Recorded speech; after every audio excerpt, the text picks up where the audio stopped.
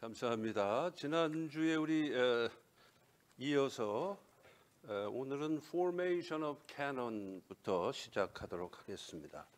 자, 우리가 가지고 있는 66권의 성경, 구약은 39권이고 신약은 27권입니다. 그 66권의 성경이 어떤 과정을 거쳐서 정경으로, 영어로 이제 캐논이라고 그러죠. 정경으로 받아들여지게 됐는지 그 과정을 설명을 드리는 것입니다. 그래서 이제 그 괄호 안에 inscripturation이라 그래요. 이제 학술적인 용어로는 이제 성경을 보통 scripture라 그러잖아요. 영어로 scripture 또는 scriptures. 그래서 inscripturation 하면은 정경화 과정을 말하는 겁니다. 어떻게 정경으로 이제 accept가 된느냐 하는 그 과정입니다. 거기 보면은 4단계로 나와 있어요. 4단계. 첫째는 이제 authoritative utterance라는 거고요. 그다음에 두 번째 단계는 authoritative documents. 그다음에 세 번째는 authoritative collections of writings. 그다음에 이제 네 번째 단계가 fixed canon 이렇게 되어 있습니다. 자, 그 내용을 간단하게 설명을 드리면 첫 번째 단계인 authoritative utterance. 이제 한국말로 하자면 권위 있는 전달 과정이에요. 지난번에 설명드린 것처럼 하나님께서 하나님의 백성들인 이스라엘에게 하나님의 뜻을 계시하시게 됩니다. 계시하시는데 중간에 휴먼 에이전트가 있죠. 그 휴먼 에이전트가 예를 들면 모세 같은 사람입니다. 그래서 모세는 선지자의 하나의 샘플 같은 사람이에요. 선지자의 표상과 같은 사람이 이제 모세입니다. 그래서 여호와 하나님께서 모세에게 말씀하시고 모세가 그 여호와 하나님의 말씀을 그대로 다 들었다가 그걸 그대로 이스라엘 백성들에게 전달합니다. 근데 그 전달하는 과정이 이제 그 전체가 계시의 과정인데 그 계시의 과정 속에서 여러분 첫날 제가 설명드렸습니다마는 중요한 게 뭡니까? 성령께서 역사하셨다라는 거예요. 그러니까 성령께서 전달자인 모세, 휴먼 에이전트인 모세, 선지자인 모세에게 뭘 주셨습니까? 성령께서 영감을 주셨죠. 영감. 영감을 주셔가지고 모세는 성령의 영감을 받아서 하나님의 말씀을 그대로 가감없이 정확하게 간직했다가 하나님께서 전달하라고 한 그 때와 장소에 이스라엘 백성들에게 고스란히 전합니다. 근데 이스라엘 백성들이 인간이요 죄인들입니다. 그렇기 때문에 그걸 그대로 받아들이고 그 계시를 이해하고 깨닫고 도전받고 은혜받고 하려면은 죄인의 몸으로는 안 돼요. 그렇기 때문에 성령의 도우심이 필요한데 그 성령의 도우심을 뭐라 그랬죠? 그 경우에는 조명, illumination. 그렇죠. 그래서 모세에게는 inspiration을 그리고 이스라엘 백성들에게는 illumination을 주셔가지고 그러니까 illumination을 주신다는 건 뭐냐면 마음문을 열어주시고 영안을 열어주셔서 확실하게 하나님의 말씀을 이해할 수 있도록 성령께서 도와주셨다 이거죠.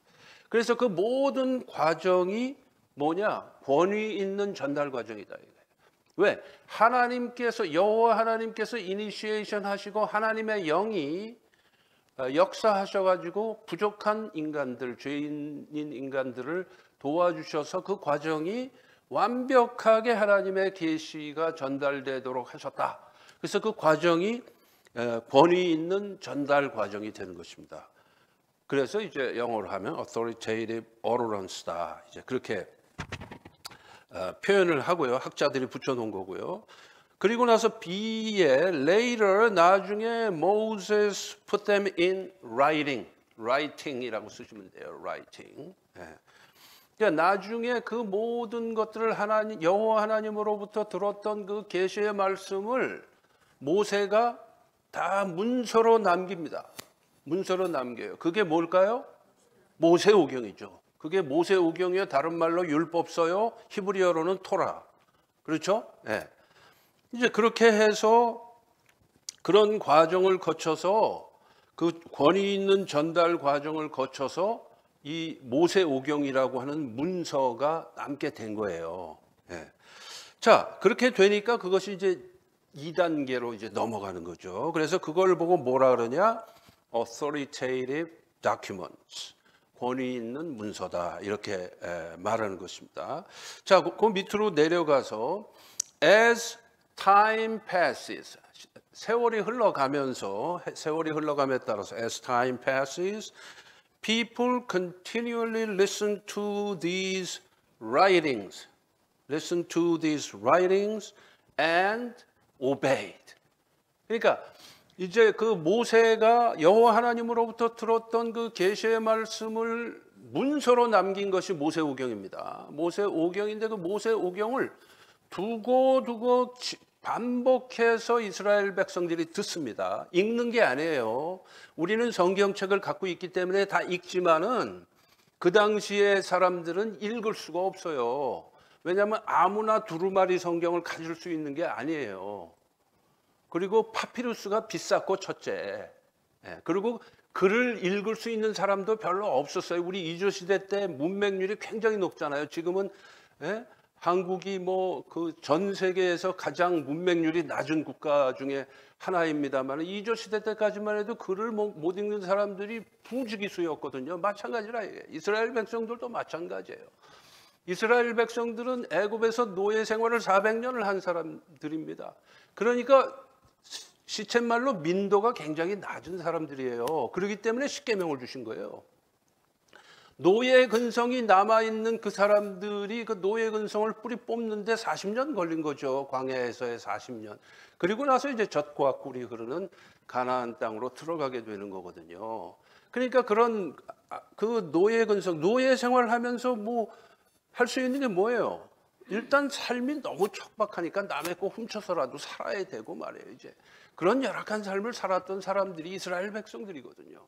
근데 그런 사람들을 하나님께서 하나님의 백성으로 선택하셔가지고 출애굽을 시키셔서 구원을 시키셔가지고 성숙 성장의 과정을 거친 다음에 가나안으로 이제 들어가게 하시잖아요. 그때 주신 것이 율법입니다. 그러니까 그 율법은 대단한 수준이 아니라 이거죠. 지난번에 설명했듯이. 근데 그 대단한 수준을 올리신 분은 예수 그리스도께서 율법을 수준 높여서 복음으로 우리에게 계시하시게 된 거지만은 이해하시죠 이제? 예. 그래서 as time passes, people continually listen to these writings. 그러니까 이제 모세가 나중에 문서로 집대성하면은 이제 그거를 갖다가 이제 서기관들이 카피를 합니다. 파피루스에다가. 그 당시에는 종이가 파피루스밖에 없을 때예요. 나중에 이제 가죽 그 양피지, 그러니까 그 양 새끼의 가죽입니다. 그리고 송아지의 가죽. 예? 그러니까 양피지는 나중에 나와요. 이때는 파피루스밖에 없어요. 근데 그 파피루스는 습도에 굉장히 약하고 오래 가지를 않습니다. 오래 가지를 않아요. 그러니까 거기에다가 문맹률이 굉장히 그 높기 때문에 글을 뭐 읽지도 못해요. 그러니까 리더들이 그 카피한 거를 소수의 리더들이 그 필사한 거 모세가 처음에 기록한 그 오리지널을 필사해 가지고 그거를 큰 소리로 읽어줍니다. 그럼 사람들이 그걸 들어요. 그러니까 그 당시 사람들은 아마 암기력이 굉장히 좋았을 거예요. 왜냐하면 읽을 수 없으니까 계속 들어서 기억해야 되니까. 그래서 계속 듣고 순종하고. 그래서 as time passes, people continually listen to these writings. Listen to these writings예요. And obeyed. 순종했다 이거예요. 그리고 그 다음에 leaders like Moses, Joshua, Josiah 같은 그런 리더들은 leaders surrender to the scrolls authority. 그 두루마리 성경의 authority, 권위. 권위에 대해서 항상 리더들은 복종했다 이거예요. 모세라든가 뭐 여호수아라든가 요시야 왕이라든가 이런 사람들이 그 하나님의 말씀에 대해서 복종하고 그리고 while people convinced that God was speaking through them. 그러니까 이제 리더들이 그 말씀을 읽어주면은 그 이스라엘 백성들은 지금 저 리더가 우리한테 하나님의 말씀을 읽어준다라고 그 받아들이는 게 아니고 지금 저 말씀을 하나님께서 우리에게 직접 말씀하시는 것이다라고 확신했다 이거예요. convinced 했다 이거예요. 아시겠죠? 그런 식으로 받아들였다 이거예요. 예. 이제 그러면서 이 모세오경이라고 하는 문서가 이제 authoritative documents가 된 거예요. 권위 있는 문서가 된 거예요. 그 장구한 세월에 걸쳐서. 예. 자, 그리고 나서 이제 모세오경뿐만이 아니고 토라를 바탕으로 해서 그 이후에 또 문서들이 만들어지죠. 문서들이. 그래서 그 문서들을 이제 컬렉션을 합니다. 문서들을 모아요. 그걸 이제 authoritative collections of writings, 권위 있는 문서 수집의 과정이 있게 됩니다. 자, 그러는 데 있어서 많은 역할을 한 key figures, 결정적인 그 핵심 인물들이 그 이제 그런 문서들을 갖다가 권위 있는 문서들을 이 과정을 거쳐서 만들어진 그 권위 있는 문서들을 이제 콜렉트를 하는데 그 사람들이 아무나 하는 게 아니고 영적인 권위를 가진 사람들, 여호와 하나님으로부터 인정받은 리더로 세워진 영적 권위를 가진 사람들이 그렇게 했다라는 거예요. 그래서 그 옆에 블랭크가 2개 있죠. 예를 들면 에스라, 느흐마야. 에스라, 느흐마야. 에스라하고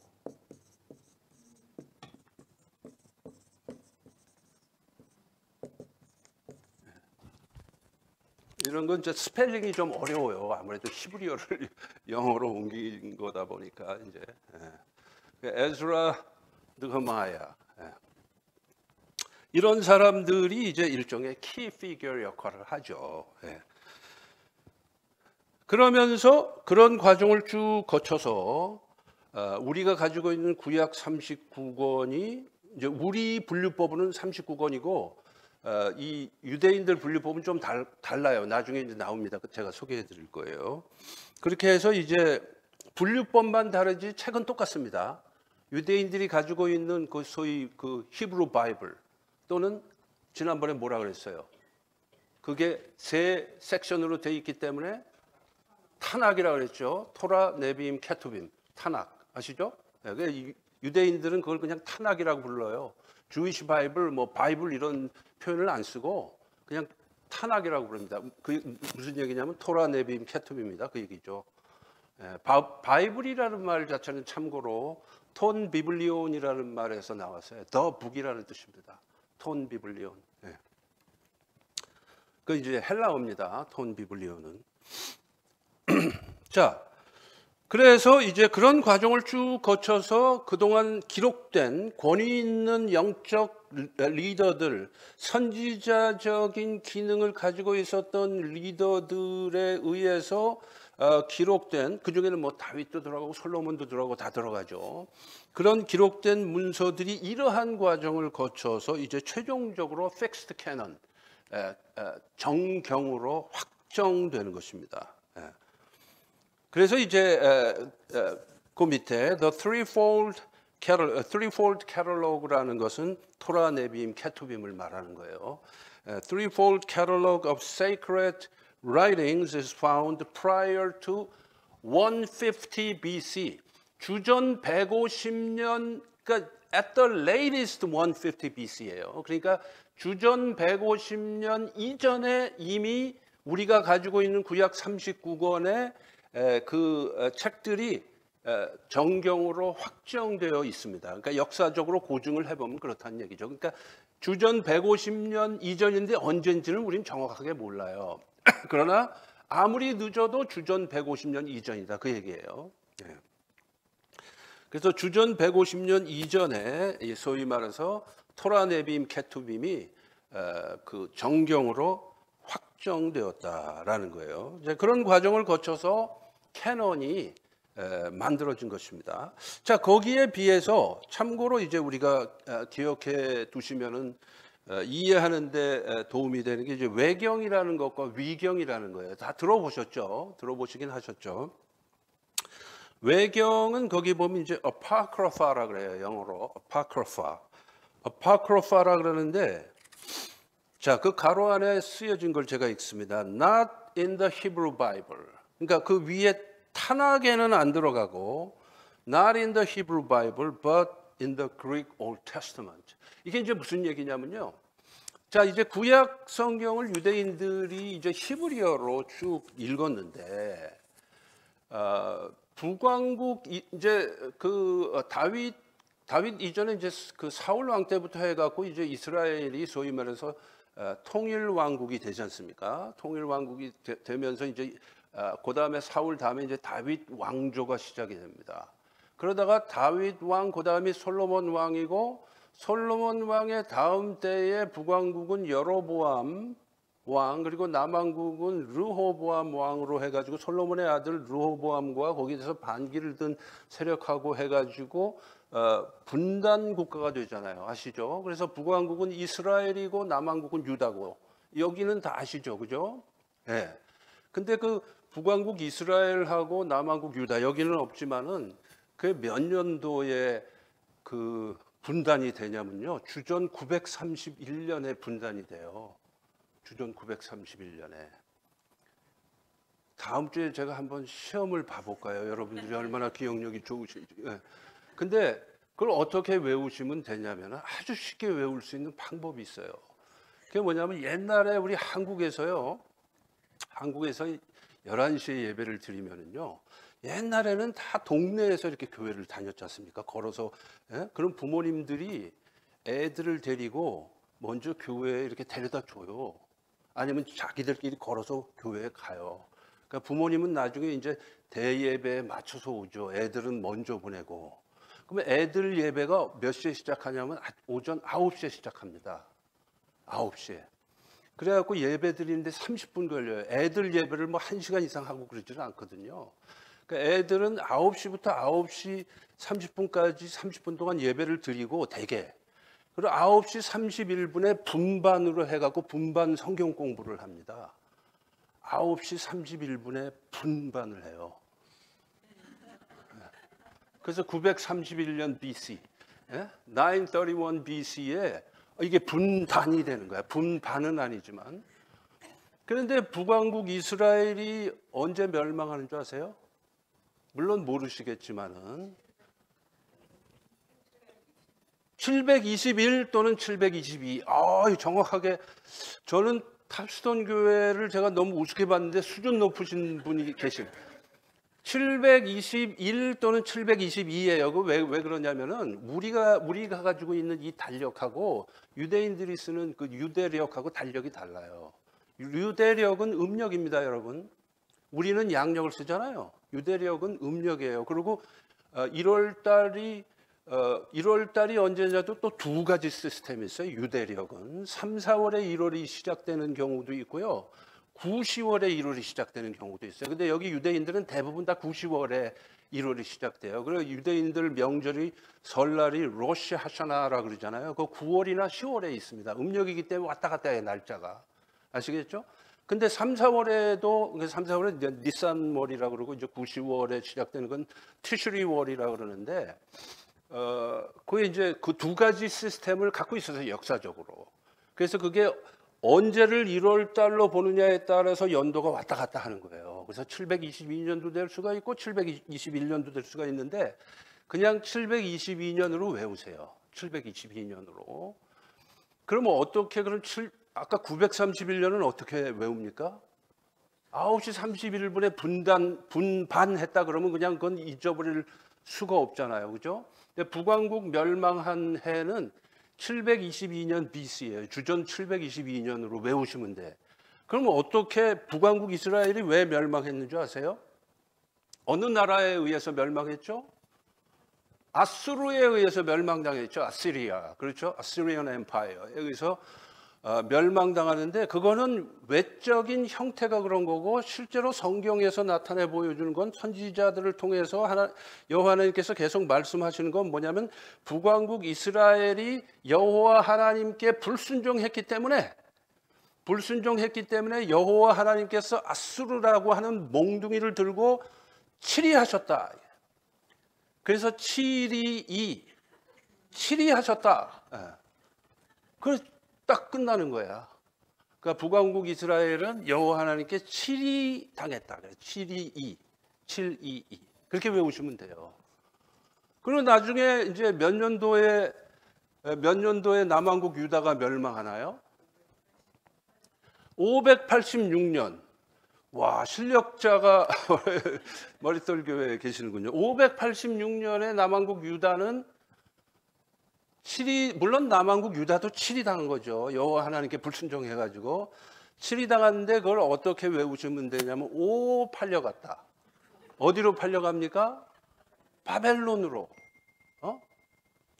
바벨로니언 엠파이어. 바벨론으로 팔려가죠. 그래서 그렇게 그 세 개는요 이스라엘 역사에 아주 근간을 이루는 중요한 연도입니다. 다른 건 여러분이 몰라도 그 세 개는 다 외우셔야 돼. 남왕국 유다와 북왕국 이스라엘이 분단 국가가 된 거는 931년 BC고, 그 다음에 북왕국 이스라엘이 먼저 멸망해요. 아수르에 의해서. 그리고 남왕국 유다는 나중에 바벨론에 의해서 멸망당합니다. 그러니까 북왕국 이스라엘은 언제 멸망했다고요? 7위 당한 해에 멸망했고, 그 다음에 남왕국 유다는 5 팔려간 해에 팔려갔죠. 바벨론으로. 586. 그렇게 외우시면 돼요. 아주 간단해요. 다음 시간에 제가 어느 한 분을 딱 지명해서 불러서 제가 여쭤볼 겁니다. 다들 외우셔야 돼요. 그거는 꼭 외우셔야 돼요. 그 세 개는 상식적으로. 그게 일종의 구약의 역사를 이해하는 하나의 프레임에 해당되는 연도들에 해당돼요. 그게 물론 그거보다 이제 또 다른 중요한 연도들이 있지만 제일 중요한 건 그 세 개예요. 제일 중요한 게. 그래서 약간 이제 삼천포로 또 빠졌습니다만은, 그래서 이제 이제 북왕국도 멸망하고 남왕국도 멸망하고 이제 이렇게 됐잖아요. 남왕국도 멸망하고. 근데 북왕국을 멸망시킨 아수르 제국, Assyrian Empire. 그 아수르 제국이 사용했던 언어가 뭐냐면 아람어입니다. 아람어. 그러니까 영어로 Aramaic이라 그래요. 아랍어하고 달라요. 아람어입니다. 예수님이 활동하실 때 설교하신 랭귀지가 아람어예요. 히브리어로 설교하신 게 아닙니다. 왜냐하면 그 당시에 그 팔레스타인에 살고 있던 유대인들은 다 아람어로 서로 대화를 했어요. 아시겠죠? 그렇기 때문에 예수님의 설교도 다 아람어로 하신 거예요. 산상수훈의 이것도 다 아람어로 설교를 하신 거를 마태가 헬라어로 기록한 거죠. 그게 기록된 것처럼 예수님이 헬라어로 설교하신 게 아닙니다. 아시겠죠? 아람어로 한 거예요. 근데 그 아람어가 그래서 굉장히 중요해요. 아람어가. 그런데 자, 북왕국 이스라엘 멸망하고 남왕국 유다 다 멸망하고 난 다음에 그 강대국들인 아수르 제국과 바벨론 제국이 소위 말해서 강제 이주 정책을 핍니다. 제국을 형성하기 위해서 막 유대인들을 잡아다가 포로를 끌고 가서 딴 나라에서 살게 하는 거예요. 우리 한국 최근 세사에서도 그게 있었지 않습니까? 최근에 그 한국에 누구죠? 홍범도 장군의 유해가 이렇게 이제 한국으로 오고 이런 일들이 왜 생긴 겁니까? 예? 그 열강들의 각축전 속에서 약속이 우리나라가 힘이 없으니까 말이야 나라는 멸망하고 사람들이 사할린에서도 살게 되고 카자흐스탄에서 살게 되고 우즈베키스탄에서 살게 되고 그런 거 아니에요. 그런 거랑 똑같은 거예요. 강대국들이 막 강제 이주 정책을 펴요. 그러다 보니까 유대인들이 여기저기 뿔뿔이 흩어져서 살게 되죠. 근데 그게 지금까지 계속해요. 그게. 그러니까 그 출애굽해서 40년 후에 가나안으로 들어간 때로부터 시작해가지고 남왕국 유다가 멸망한 후 나중에 이제 잠깐 이스라엘이 독립을 잠깐 쟁취한 적이 좀 있어요. 마카비 왕조 때 나중에. 그때 잠깐을 제외하고는 어찌됐든 계속 뿔뿔이 흩어져요. 유대인들은 나라 없이 살았어요. 지금까지 수천 년 동안. 그래서 북왕국 이스라엘과 남왕국 유다가 멸망한 다음에 이 사람들이 여기저기 흩어져 살게 될 때에 소위 그 고대 근동의 공용어가 아람어입니다. 아람어. 그리고 나서 나중에 세월이 흘러서 알렉산더 대왕이 헬라 제국을 건설하면서 지중해 연안을 통일할 때에 그때 헬라어가 공용어가 돼요. 그렇기 때문에 우리가 성경을 이해하는 데 있어서는 그 아람어하고 헬라어가 얼마나 중요한가 하는 것을 기억을 하셔야 돼요. 히브리어만 중요한 게 아니고 히브리어도 당연히 중요하지만 아람어와 헬라어가 중요해요. 그러니까 자, 여기저기 이제 뿔뿔이 흩어져 살다 보니까 공용어가 아람어니까 예? 젊은 세대들은 차츰차츰 히브리어 성경을 읽을 때는 이해하기가 어렵고 히브리어 성경을 들을 때는 이해하기가 어려워졌어요. 왜? 자기네가 쓰는 랭귀지가 히브리어가 아니고 아람어니까. 이해하시죠? 우리 미국에 살고 있는 우리들은 너무 잘 알아요. 그죠? 우리 아이들이 한국말은 잘 안 되고 말이에요. 영어로. 애들 보고 한국말로 성경 읽고 억지로 읽으라 그러면 한국말을 이해하는 데는 좀 도움이 될지 몰라도 성경을 이해하는 데는 크게 도움이 안 되죠. 걔네들은 자기네 모국어가 영어인데 영어로 성경을 읽어야 이해를 할 수 있지 한국말 성경 읽다고 이해가 되겠습니까? 똑같은 얘기예요. 그래서 그 당시에 이게 이제 포로로 막 여기저기 살던 그 다음 세대 이제 지나가면서 세월이 흘러가면서 이제 유대인들이 히브리어로 성경을 읽는 게 어려운 사람들이 많아지게 된 거예요. 예? 그럼 그 사람들은 공용어가 아람어거든요. 아람어. 예. 그러니까 아람어로 히브리 성경을 타낙을 아람어로 번역할 필요가 생기죠. 예? 예. 그래서 아람어로 이제 번역하기 아람어로 이제 히브리 바이블을 이제 번역을 하고 나중에 이제 아람어 번역이 나오게 되고 궁극적으로는 알렉산더 대왕이 지중해 연안을 다 통일할 때는 아까 말씀드린 대로 헬라어 그 그릭이라고 그래요. 그걸 이제 코인의 그릭이라고도 하는데 그 헬라어로 그리스어로 이제 그리스어가 그 지중해 연안 전체의 또 공용어가 됩니다. 아람어는 국지적인 고대 근동 쪽의 공용어라면 헬라어는 지중해 연안 전체의 공용어가 돼요. 예? 그래서 이제 신약 성경은 다 헬라어로 그 기록이 된 겁니다. 왜냐하면 로마 제국, 이제 헬라 제국이 그대로 로마 제국으로 바뀌잖아요. 헬라 제국이 그대로 로마 제국으로 바뀌고 근데 로마 제국도 공용어를 헬라어를 썼거든요. 라틴어를 쓴 게 아니고. 예? 공용어를 헬라어로 썼어요. 그러니까 헬라어가 나중에는 굉장히 중요하게 되죠.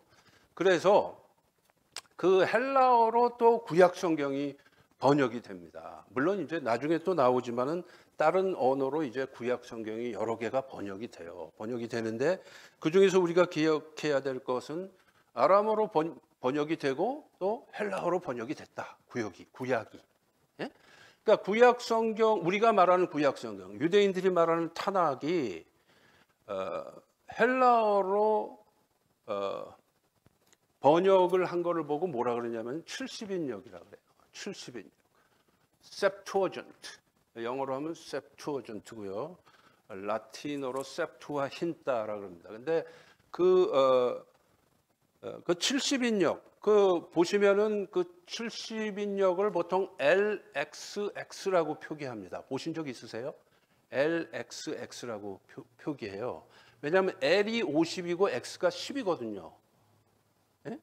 로마자로는 이 1, 2, 3, 4 이런 게 없었어요. 자기네가 쓰는 알파벳을 갖고 숫자를 표기를 했어요.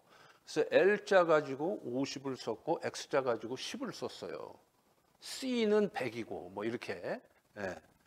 그래서 LXX 하면은 L은 50, X는 10, 그리고 그 옆에 또 X가 또 하나 있으니까 10. 합하면은 70. 엄밀하게 말하면 72명의 학자가 그 타낙을 헬라어로 번역을 합니다.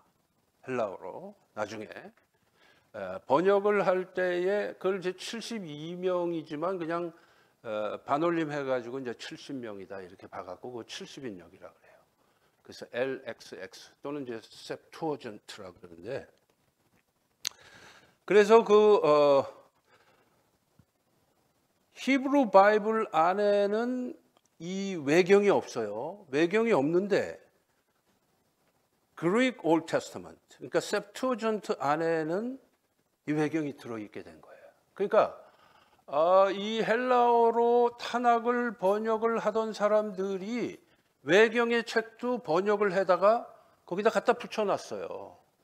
그러니까 70인역 성경 안에는 외경이 붙어 있는 거예요. 아시겠죠? 그래서 그 영향을 받아 가지고 지금도 천주교회에서는 외경을 제2경전이라고 해요. 제2경전. 그건 무슨 얘기냐? 캐논하고 똑같은 권위를 부여하는 거예요. 이해하세요? 그래서 옛날에 여러분 기억하시는 분들 계시겠지만 공동번역이라는 게 있었잖아요. 한국에서. 그죠? 그러니까 공동번역이 두 가지로 출판이 됐었잖아요. 그죠? 개신교회는 그냥 공동번역. 그래갖고 우리 똑같은 건데 이제 번역만 다른 거고. 근데 어떤 건 보면 공동번역 해놓고 괄호에다가 외경 포함. 그런 거 보신 적 있죠? 그거는 캐톨릭 사람들을 위해서 그렇게 해놓은 거예요. 그럼 왜 공동번역이냐? 개신교하고 캐톨릭하고 같이 번역을 했어요. 양쪽 학자들이. 그래서 공동번역이라고 그런 거예요. 근데 지금까지 번역된 한국말 번역 중에서 가장 형편없는 번역입니다. 참고로 제가 말씀드리면 너무 이상하게 번역을 해놨어요. 너무 의역을 너무 지나치게 많이 해놨어요. 그 공동번역은. 그래서 저는 절대로 어그리할 수가 없는 번역입니다. 그런데 어찌됐든 그런 일이 있는 이유도 바로 효시가 무엇이냐? septuagint에서 외경을 갖다가 정경에다 갖다 붙여놓는 바람에 그 현상이 생긴 거고, 그걸 그대로 그 전통을 로만 캐톨릭 천주교에서 그대로 받아들인 거예요. 그래가지고 원래 탄학에 있는 거는 이 사람들은 뭐라 그러냐면 프로토캐논이라고 그래요. 프로토캐논이라는 건 first canon이라는 뜻이에요. primary canon이라는 뜻이에요. 프로토캐논이. 그리고 외경을 두테로 캐논이라고 그래요. 그러니까 두테로 캐논이라는 것은 secondary canon이다 이런 뜻이에요. 그러니까 second canon 또는 secondary canon이다. 그러니까 한국말로는 이제 천주교인들은 그걸 제2경전이라고 그래요. 제2경전. 그래가지고 원래 그 캐논하고 같은 권위를 부여를 하는 거예요. 그러다가 나중에 16세기에 1517년에 마틴 루터가 이제 95개조 반박문을 내걸면서 이제 종교 개혁이 시작되지 않습니까? 그러니까 종교 개혁이 시작되면서 개신교회에서는 외경을 이거는 권위 있는 경전으로 받아들일 수 없다. 그래가지고 외경을 퇴치를 하죠. 그래가지고 원래 탄학에 있던 것만 캐논으로 받아들입니다. 그래서 우리 개신교회에서는 외경은 경전으로 인정을 안 하죠. 그러니까 개신교회에서도 외경은 권위 있는 성경으로 캐논으로 인정을 안 하고 유대교에서도 외경은 인정을 안 합니다. 아시겠죠? 근데 유대인들이 만든 거예요. 외경이나 위경이 다 유대인 그 랍비들이 쓴 거예요. 경건주의 랍비들이 다 쓴 겁니다. 그렇지만은 캐논으로는 받아들이지 않았다. 아시겠죠? 그러니까 이런 모든 과정을 이제 우리가 inscripturation이라고 하는데 정경화 과정이죠. 경전화 과정. 그 과정 속에 성령께서 역사하시고 하나님께서 인도하셨다라는 것을 우리는 믿는 거죠. 그렇기 때문에 우리는 구약 39권만 경전으로 받아들이는 거죠. 자, 그래서 외경은 not in the Hebrew Bible but in the Greek Old Testament. 그 Greek Old Testament가 뭐라고요? 70인역이라 이게 70인역. 아시겠죠? Septuagint.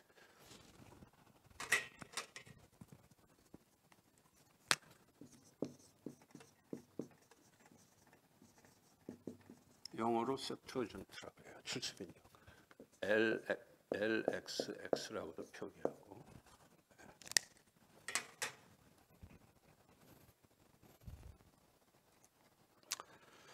자, 그러면 이 외경이라는 거는 뭐냐? 그 밑에 나와 있어요. Pious Jewish writers, 유대 경건주의자들이 주전 200년경에서 주후 100년 사이, 그 약 300년 기간 동안에 유대 경건주의자들이 기록한 일종의 경건서적이에요.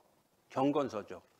그러니까 뭐 이거 가짜 성경이다 이렇게 받아들이면 안 되고, 가짜 성경은 우린 따로 갖고 있는 거고, 이거는 그냥 경건서적의 일종이다 이렇게 보시면 돼요. 자, 여러분 성경 다음으로 많이 읽힌 경건서적이 뭔지 아세요? 혹시 아시나요? 예? 아니, 탈무드 말고 탈무드는 이제 유대인들이 주로 읽는 거고요. 보통 사람들은 뭐 탈무드 그렇게 많이 안 읽죠. 예. 탈무드는 어마어마하게 방대하게 분량이 많습니다. 그 중에 일부를 발췌해서 이제 우리가 이렇게 이제 책으로 읽기도 하고 그러는데, 예. 성경 다음으로 가장 많이 읽힌 경건서적은 토마스 아켐피스의 그리스도를 본받아라는 책이에요. 읽어보신 적 있으세요? 예. 그 그리스도를 본받아, 영어로는 이제 Imitation of Christ라고.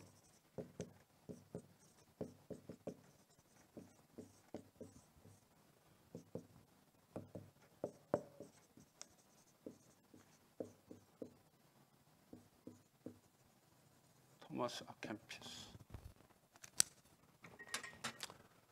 이렇게 저런 책은 여러분이 읽으시면요 굉장히 도움이 됩니다. 이렇게 경건 생활할 때 이제 여러분이 말씀을 읽고 묵상하고 큐티 같은 거 하실 때 말씀 읽고 묵상하시고 매일 저 토마스 아켐피스 Imitation of Christ 같은 거, 그러니까 그리스도를 본받아라고 번역돼서 나와 있어요. 한국말로는 하루에 한 페이지 정도 읽으면요 굉장히 도움이 돼요. 딱 읽으면은 굉장히 마음이 뭐라 그래야 되나, 이게 은혜가 됩니다. 마음이 차분해지면서 은혜가 돼요. 그러니까 이제 보통 우리가 경건서적 하면은 이제 가장 대표적인 게 저 Imitation of Christ 같은 거고요. 또 그 이외에 많아요. 여러분이 잘 아시는 것들입니다. 어떤 게 해당될까요? 존 버년의 철로역정, 그것도 많이 읽힌 경건서적 중에 하나로 들어갑니다. 존 버년의 철로역정, Pilgrim Progress, 영어로 Pilgrim Progress라 그래요.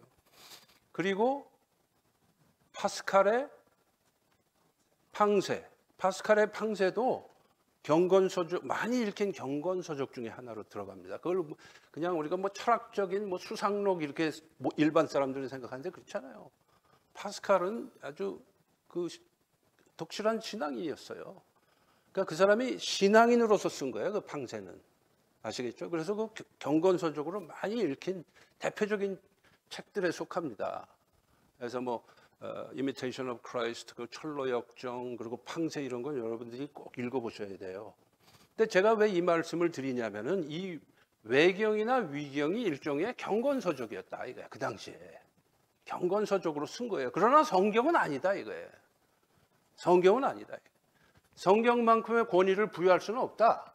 그러나 신앙인들이 묵상하는 가운데서 쓴 책들이에요. 일종의 유대 경건주의자들이 쓴 경건서적이다. 그러나 경전은 아니다. 아시겠죠? 네, 그렇게 이해를 하시면 돼요. 그런데 그 밑에 RC라고 제가 쓴 거는 이제 로먼 캐톨릭을 그렇게 표시한 거예요. 로먼 캐톨릭. 그러니까 천주교회에서는 이 외경을 두테로 캐노니컬하다. 그러니까 제2경전이다. 이렇게 받아들인다. 두테로 하면은 이제 secondary 또는 second 이런 뜻이거든요. 헬라어로 두테로가. 그러니까 그 신명기를 뭐라 그래요? 신명기 영어로. 두테로에다가 NOMY, nomi잖아요. Deuteronomy. 그렇죠? 그러니까 두테로스하고 secondary라는 뜻하고 nomi는 헬라어로 노모스에서 나온 거예요. 노모스는 law라는 뜻이에요. 그러니까 두 번째 법 또는 두 번째 명령이다 그런 뜻이에요. 그래서 신명기라는 한문도 똑같은 뜻이에요. 신이 세컨드라는 뜻이에요. 명은 명령, 계명 이런 뜻이고. 이해하시죠? 그래서 신명기예요. 네. 마찬가지로 이제 두테로 캐노니컬. 그래서 이제 외경을 두테로 캐논, 그리고 원래 탄학에 있는 구약 책들은 프로토 캐논이라. 프로토 캐논. 그래서 이제 보통 헬라어 접두어로 해가지고 프로토, 듀테로, 그 다음에 세 번째는 트리토라 그래요. 트리토. 그러니까 first, second, third 이런 뜻이에요. 그래서 이제 나중에 기회가 될지 모르겠는데요. 제가 14주 강의밖에 안 되니까 이사야서까지 갈지는 모르겠는데 이사야가 제1 이사야, 제2 이사야, 제3 이사야 이렇게 나와요. 예. 이제 그때 보면 이제 프로토 아이제야, 듀테로 아이제야, 트리토 아이제야 하고 나옵니다. 예. 그럼 무슨 이사야가 뭐 3명씩이나 돼, 뭐 4명이라는 설도 있어요. 이제 그런 거는 그 역사적인 백그라운드를 제가 이제 설명드릴 때 필요한 거고. 자, 그래서 천주교에서는 이제 그걸 제2경전으로 받아들인다. 예? 그 얘기고. 그러나 그 밑에 줄 Protestants and Jews, 개신교회나 유대교인들은 그 캐논으로 받아들이지 않는다 그 얘기죠. 그래서 이 원래 apocrypha라는 말의 뜻이 뭐냐면 거기 it means 해갖고 블랭크 있죠. it means hidden이에요. hidden의 뜻이에요. apocrypha라는 말 자체가. 그러니까 우리는 그거를 apocrypha라 그래. 그 책들을 hidden. 무슨 얘기냐?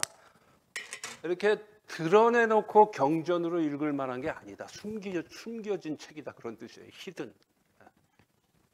그 apocrypha가 그런 뜻입니다. 그게 무슨 얘기냐? 경전으로 인정 못한다. 그 얘기죠. apocrypha라는 그 명칭 자체를 붙인 게 그런 뜻이 되는 거예요. 그러니까 숨겨진 책들이다. 그 뜻이에요. 그래서 neither inspired nor authentic.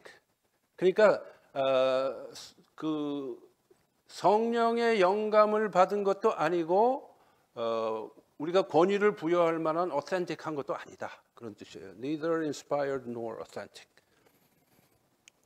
그래서 그 밑에 얘들이 나와 있어요. 그 외경에 해당되는 책들이 뭐 도비아, 토바이아스, 주디스.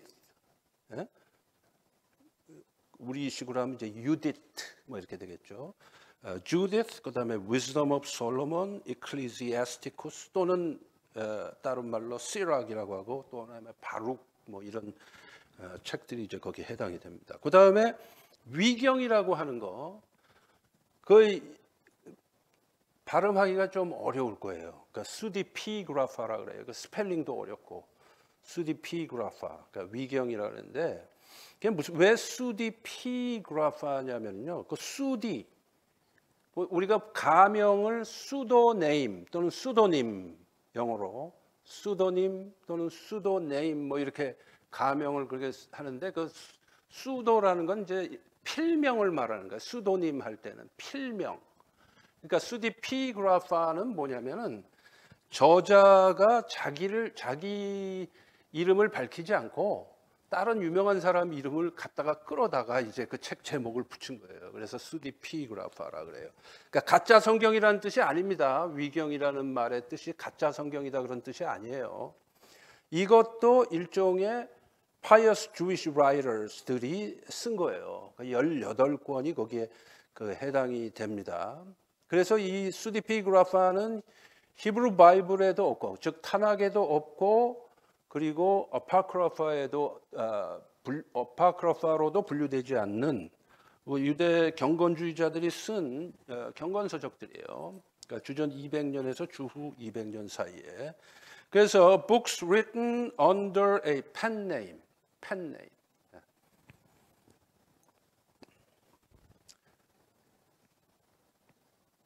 펜네임, 필명을 그러니까 자기 이름이 아닌 그 필명, 가명으로 이제 쓴 거죠.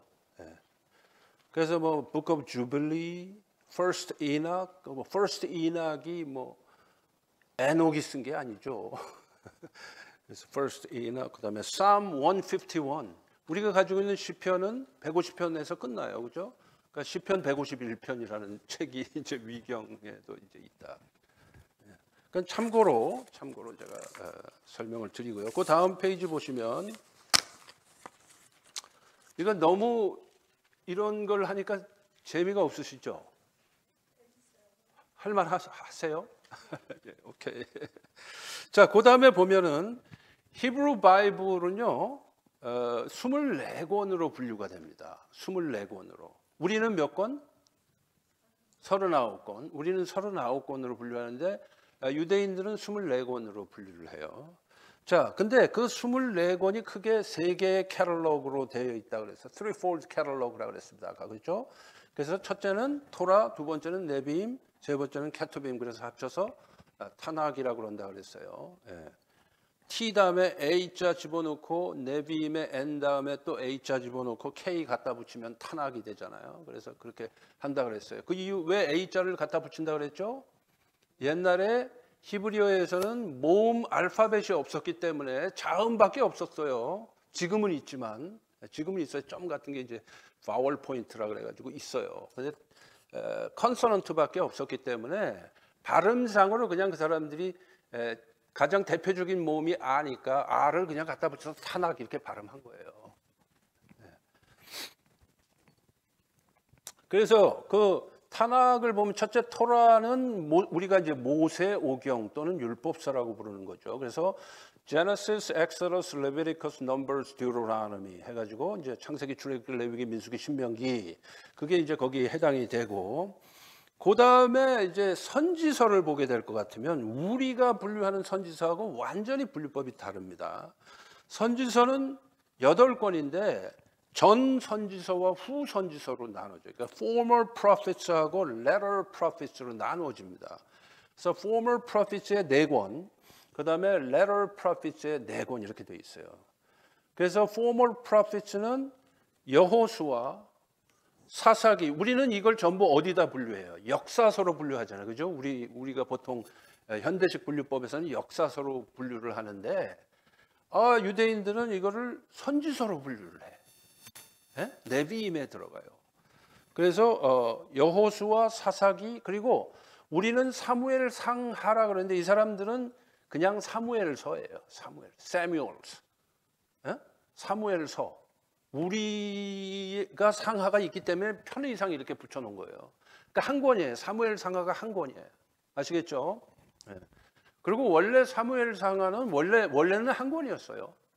원래 한 권이었습니다. 그걸 우리가 편의상 나중에 상하로 나눠 놓은 거죠. 나중에 지금 현재 우리가 가지고 있는 구약 성경의 분류법으로 편집을 한 사람들이 나중에 나눈 거예요. 원래는 사무엘서 한 권이었습니다. 열왕기서도 한 권이었어요. 원래. 그리고 어떤 분류법에 따라서는 사무엘상하, 열왕기상하가 합해서 그냥 킹스 해갖고 또는 뭐 킹덤스 해가지고 한 권으로 된 그 편집을 한 경우도 있어요. 역사적으로 보면. 그건 이제 뭐 편집의 차이지 내용은 똑같으니까. 자, 그래서 그 사무엘서가 하나고 그다음에 열왕기서가 하나예요. 상하가 아니고 열왕기서, 킹스 이렇게 그렇게 4권이 이제 former prophets고요. 그다음에 latter prophets에는 아이사야, 제레미야, 이사야, 예레미야, 그다음에 이세키엘, 에스겔, 그리고 그다음에 the 12가 뭐냐면은 우리가 가지고 있는 소선지서 있잖아요. 소선지서가 한 권이야, 한 권.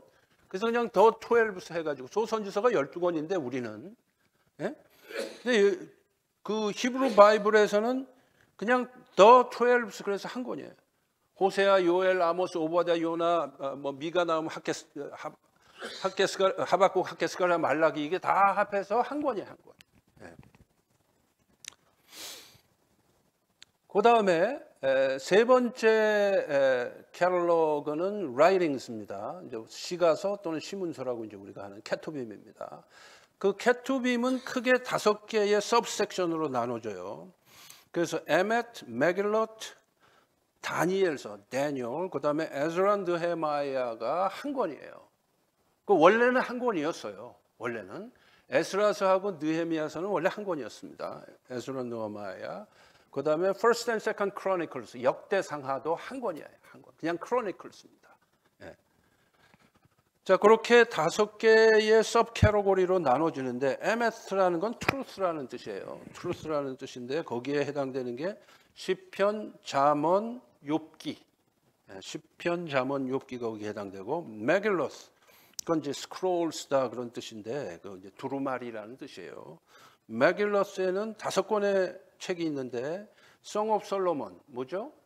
아가서, 그다음에 룻기, 그다음에 레먼테이션, 예레미야 애가, 그다음에 에클레시아스티스, 전도서, 그다음에 에스터. 요 5권이 이제 메길로스에 들어가고 다니엘은 하나의 서브섹션입니다. 그다음에 에스라, 느헤미야, 그다음에 역대서 이렇게 됩니다. 그렇게 해가지고 24권이에요. 24권. 24권은 어떻게 배우느냐? 우리 한글 알파벳이 24개. 히브리 알파벳은 22개, 참고로. 22개예요. 모음 빼고. 원래 모음이 없었기 때문에 자음만 있어 22개. 한글은 모음 자음 합해서 24개.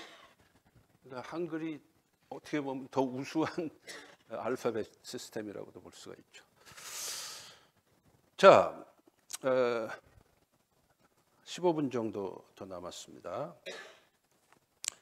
그래서 참고로 설명을 드리면 그 천주교회에서는 주후 419년에 있었던 카르타고 공의회라는 이제 종교 회의가 있었습니다. 주후 419년에 5세기 초엽이죠. 카르타고 공의회에서 외경 5권을 포함한 44권의 구약 성경 책과 27권의 신약 성경 책을 천주교회의 정식 캐논으로 받아들입니다. 그렇게 선포를 해요. 천주교회에서는. 그런데 그것이 이제 주후 419년부터 쭉 내려오다가 1517년, 약 1100년 후에 종교 개혁이 일어날 때 개신교회에 이제 종교개혁을 이끌었던 루터나 캘빈이나 츠빙글리나 이런 사람들이 외경을 받아들일 수 없다 해갖고 이제 빼버리죠, 성경에서. 그래가지고 우리가 지금 현재 구약 39권, 신약 27권에 66권의 완성된 성경을 가지게 된 거죠. 역사적으로는 그렇게 됩니다. 자, 우리가 계속 지금 진도가 딜레이 되고 있기 때문에 그래도 조금은 나갈 만큼은 나가야 되겠습니다. 10분 정도는 더 해야 되겠습니다. 이의가 없으시죠? 네. 자, 그 다음에 Formation of OT. 자, 구약의 Formation을 보면 첫 번째 Language. 구약 성경에서 제일 중요한 랭귀지는 2개예요. 구약 성경 안에서. 여러 개의 랭귀지의 단어들이 구약 성경에 들어가 있어요. 여러 개가. 그런데 그 중에서 중요한 거는 2개. 2개의 언어. 뭐하고 뭘까요? 오, 새 거를 안 드렸구나. 아이고. 요거를 이제 하나씩 좀, 하나씩 뒤로 돌려주시고요.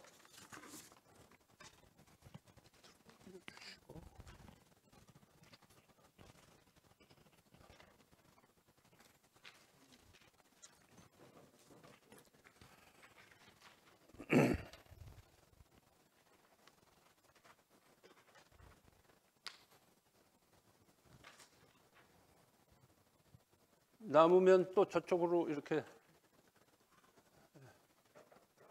다 받으셨나요? 네.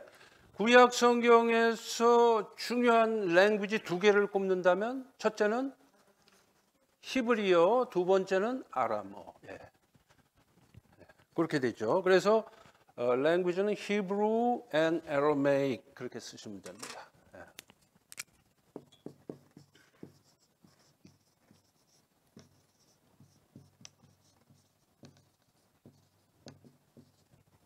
Hebrew and Aramaic.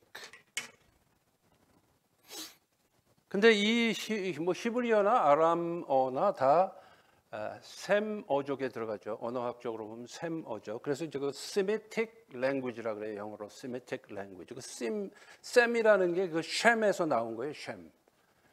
그 노아의 세 아들 아시죠? 셈과 함과 야벳. 그렇죠? 그 셈에서 나온 겁니다.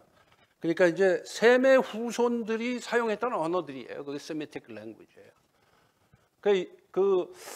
뭐 이렇게 중동 사람들, 유대인들을 이렇게 뭐 미국이나 유럽이나 이런 데서 차별하고 그러는 걸 보고 뭐라 그래요?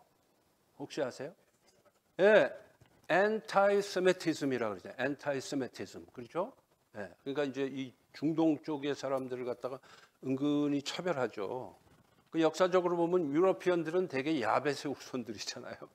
야벳의 후손들이 그 야벳은 막내인데 예? 형인 셈의 후손들을 갖다가 차별하는 거예요 지금. 예? 엔타이세미티즘 그 눈에 보이지 않게 은근히 심하죠. 예. 그 엔타이세미티즘 때문에 어떻게 보면은 그 2차 대전 때 유대인들이 그 히틀러에 의해서 학살당한 사람만 600만 아니에요, 그죠? 가스실에서 학살당한 사람만 600만이죠. 그 다 엔타이세미티즘에서 나고 오랜 그 히스토리를 갖고 있어요. 그 엔타이세미티즘이. 예. 자, 그래서 그 밑에 자 Hebrew and other languages 이게 무슨 얘기냐면요. 히브리어하고 다른 그 언어들이 서로 이렇게 영향을 줍니다.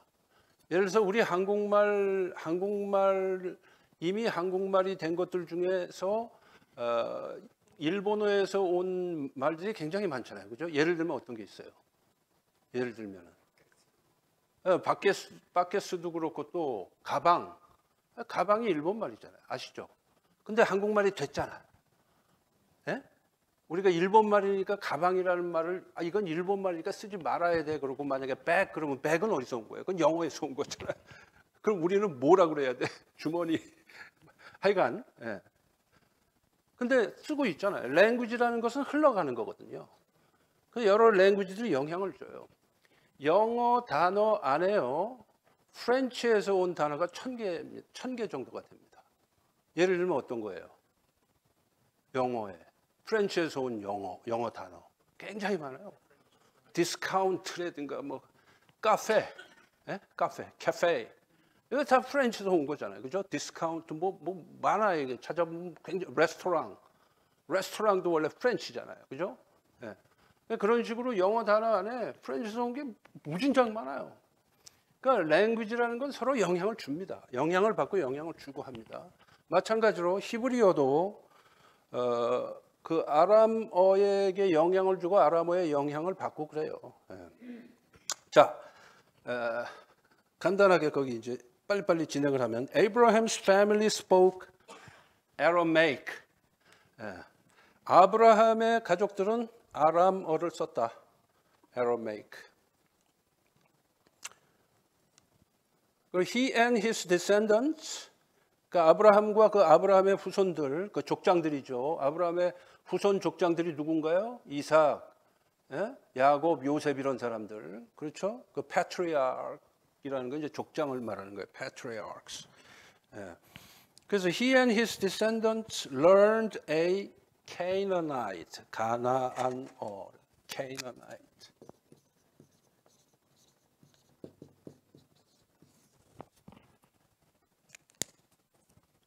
Canaanite dialect.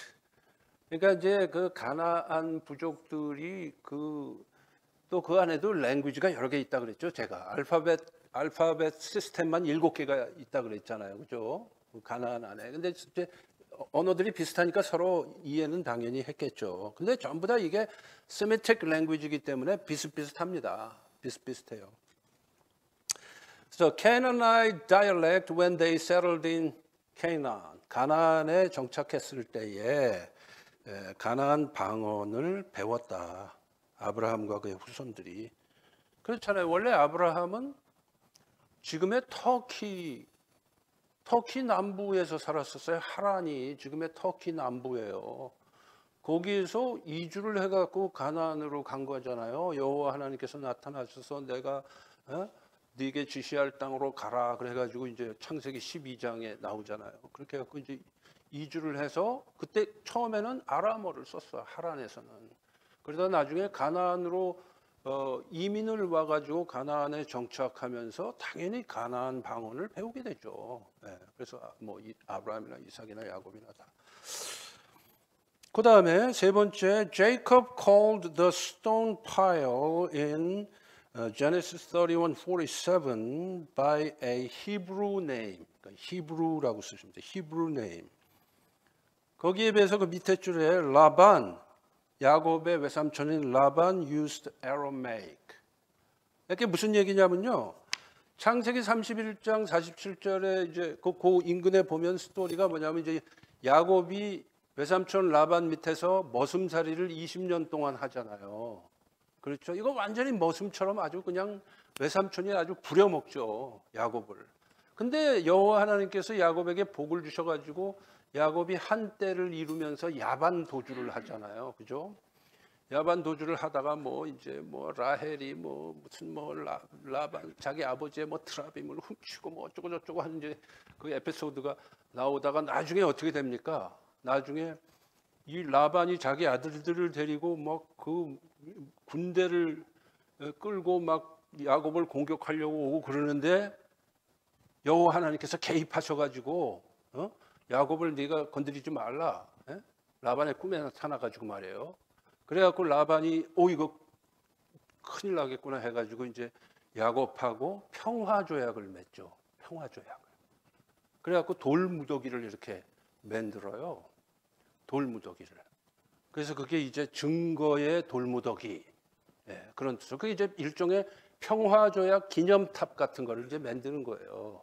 그래가지고 이제 그거를 그 똑같은 돌무더기인데 똑같은 그 평화조약 기념탑인데 그거를 라반은 자기의 모국어인 아람어로 증거의 돌무더기라는 뜻은 똑같아. 뜻은 똑같은데 아람어로 여갈사하두다. 여기 창세기 보면 나와요. 여갈사하두다라고 불러요. 근데 야곱은 자신의 그 뿌리에 대한 자존심을 세우기 위해서 히브리어로 갈르엣 이렇게 붙입니다. 근데 그게 똑같은 뜻이에요. 증거의 돌무더기라는 뜻인데 라반은 여갈사하두다. 자기의 모국어인 아람어로 부르고 야곱은 히브리어로 갈르엣 그렇게 부르죠. 그다음에 in numerous Phoenician inscriptions 그러니까 이제 during Hebrew monarchy라는 건 뭐냐면 이제 다윗 왕조 때에 그러니까 다윗 때부터 이제 그 남왕국 유다가 멸망할 당시까지 그 다윗 왕조 기간을 말하는 거예요. 히브루 모나르키라는 거는 몇 년도에 멸망했다고 그랬죠? 남왕국 유다가 586년. 잊을래야 잊을 수가 없어요. 그죠? 북왕국 이스라엘은 7위. 남북이 분단된 거는 9시 31분이 아니고 931년. 그렇게 외우시면 된다고 그랬죠. 자, 그래서 그 히브루 모나르키 기간 동안에 그 다윗 왕조 기간 동안에 이제 그 페니키안 그 비문들 그 기간 동안에 만들어졌던 그 페니키안 그 비석들 그런 데에서 그 밑에 줄에 Hebrew words라고 쓰시면 돼요. Hebrew words were used 이렇게. 그런데 보면은 이게 페니키안 사람들, 그 페니키아라는 것은 여러분 수로보니게 기억나세요? 수로보니게 여인 말 그게 그쪽 지역이 페니키아예요. 다 지중해 연안이지만은 팔레스타인 위쪽이죠. 그 페니키안 비문들 그 다윗 왕조 기간 동안에 발견된 그 페니키안 비문들에 보면은 히브리어 단어들이 나오는 거야. 자, 그 페니키아 사람들 말뿐만이 아니고 히브리어 단어. 그 무슨 얘기냐? 서로 교류가 있었기 때문에 히브리어 단어를 쓰는 거죠. 예를 들어서 우리 한국말의 문서 중에서 예를 들어서 가방이 들어갈 수가 있잖아요, 그죠? 문서 중에 그런 거랑 비슷한 거죠. 그러나 이건 이제 그만큼 일본과의 교류가 있었다 그 얘기고 또 뭐 중국의 영향, 미국의 영향, 뭐 러시아의 영향 이런 걸 이제 받아서 그런 단어가 들어갈 수가 있죠. 여러분 아시지만은 그 북한에서 그 고난의 행군 때에 그 애들이 먹지 못해갖고 막 저기 막 불황 걸식하는 애들을 꽃제비라 그랬잖아요. 꽃제비 아시죠? 그 꽃제비라는 말이 러시아어 코체브에서 왔다는 거 아시죠? 그 러시아 말이에요. 한국말이 아니에요. 꽃제비가 한국말이 아니에요. 코체브라는 말에서 온 거라. 그러니까 그런 것처럼 러시아어에 또 영향을 받아가지고 그 변형된 한국말이 생긴 거죠. 그런 상황 속에서.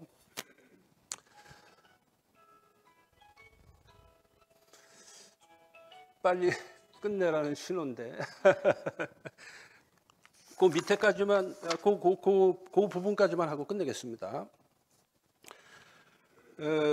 그래서 그런 거 그다음에 in the Moabite stone, 그러니까 Moabite stone이라는 모압 지방에서 발견된 그 일종의 돌 비석이에요. Moabite stone. 그리고 in the Ugaritic tablets, 우가리트라고 들어보신 적이 있는지 모르겠는데 들어보셨어요? 우가리트. 예, 그거는 그 지금의 그 시리아 북쪽에 살던 족속이에요. 우가리트 족속이. 예.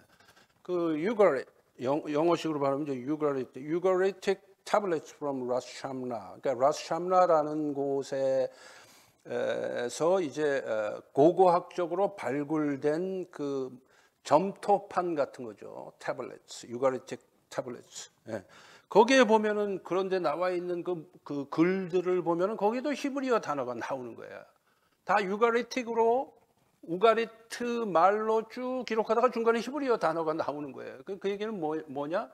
히브리어가 다른 그 히브리어라는 랭귀지가 다른 족속들의 말에 영향을 줬다. 그리고 다른 족속들의 말이 히브리어에도 영향을 줬다. 그 얘기죠. 그리고 이제 뭐 그랬다 이래. 그래서 Hebrew words were used. 다음 페이지. Especially Ugaritic, U-G-A-R-I-T-I-C입니다. Ugaritic.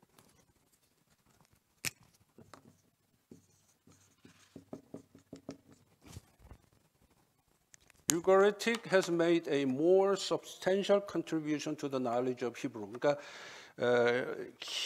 그 히브리 바이블이나 구약 성경이나 아니면 히브리어로 기록된 문서들을 이해하는 데 있어서 그 우가리트 말이 아주 중요한 그 역할을 했다 그 얘기예요. 예, 중요한 역할을 이해하는 데 있어서 중요한 역할을 했다 그 얘기고 그 뒤에는 그냥 여러분들이 쭉 읽어보시기 바라겠고요. 자, 그 다음에 이제 그 밑에 2번이 히브리인데 거기서부터는 다음 주에 하도록 하겠습니다.